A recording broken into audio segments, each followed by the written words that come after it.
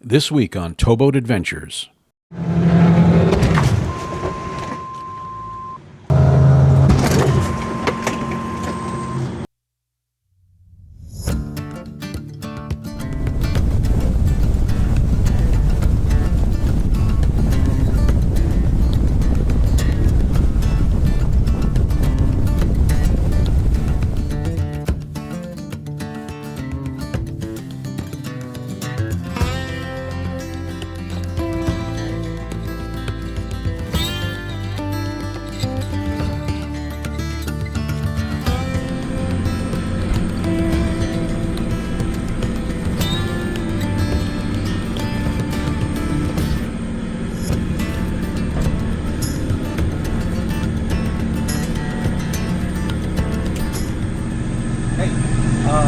I'm going to give this one a try. I don't know. I mean, it's more feet of water.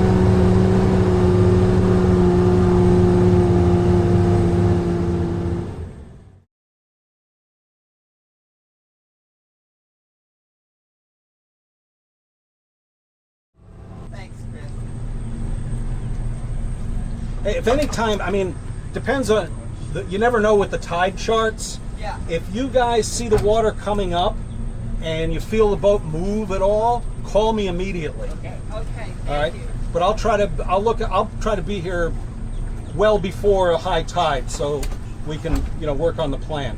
Well, we're not going anywhere. Right. You need any water or anything? No.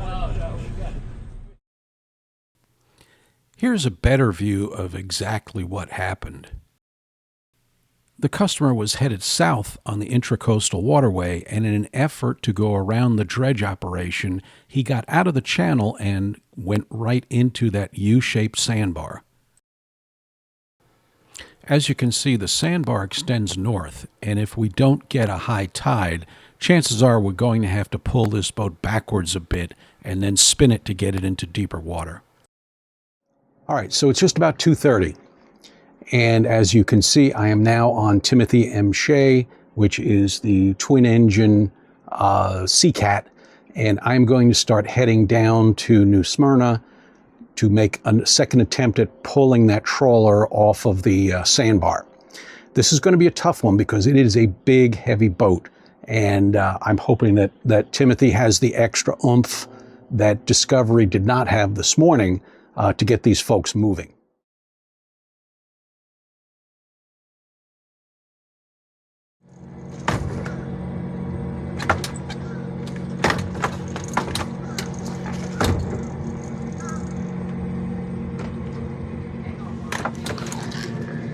All right, so we got a little waiting game here. Yeah, unfortunately we do. Listen. I noticed there's a fin, like a plane on the other side, a stabilizer. Stabilizer. One on this side, too. Is there one? They don't retract or anything? Or? Correct, they don't. That's something we got to really watch. Yeah, because I have to be careful because looks to me we've got to go kind of that way. I agree. That's the shortest. How are you going to get over that reef of shells? You're not. It's got to go.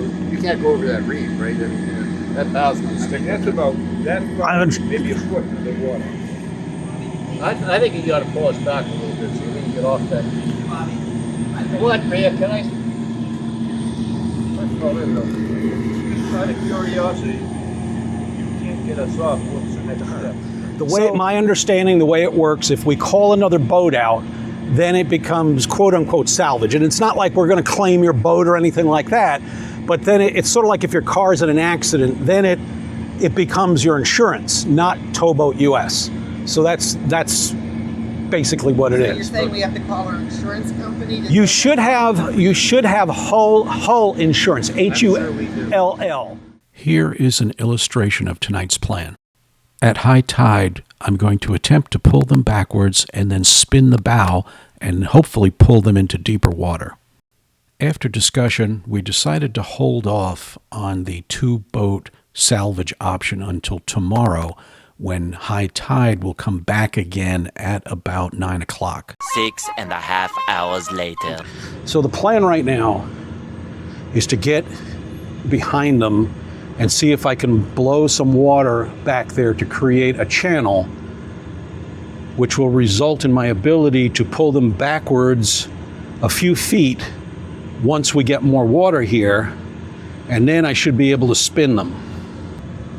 Now, we normally don't like towing boats backwards, but this may be our only choice.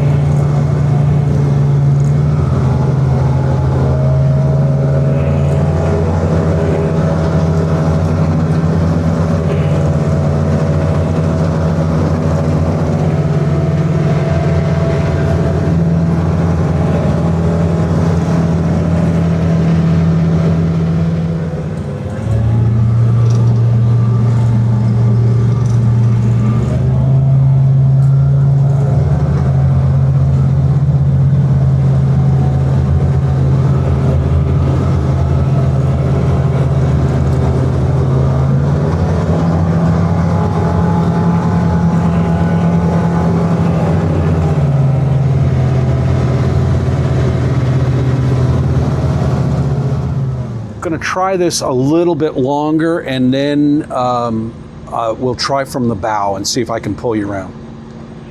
We're not bouncing on the bottom anymore, though, I think. Okay, gotcha.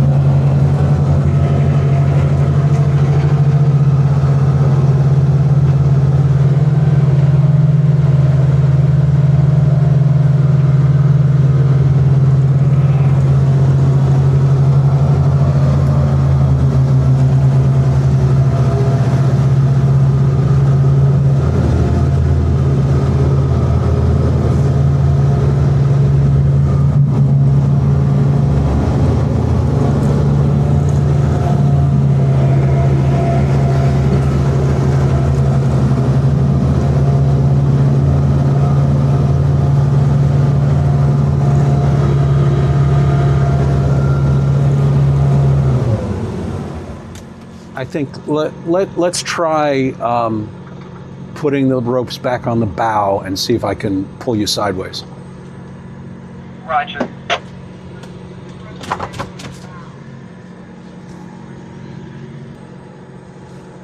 Do you want us to take off the stern line? Yes. Yes, go ahead. Take them off and bring them up to the bow. We can't walk up the side of the boat with this. We don't have a companionway on that side. Gotcha. Okay, why don't you go ahead and just drop the line into the water and I'll pull around the side. Roger that. You want to put both lines on or just one line? Both.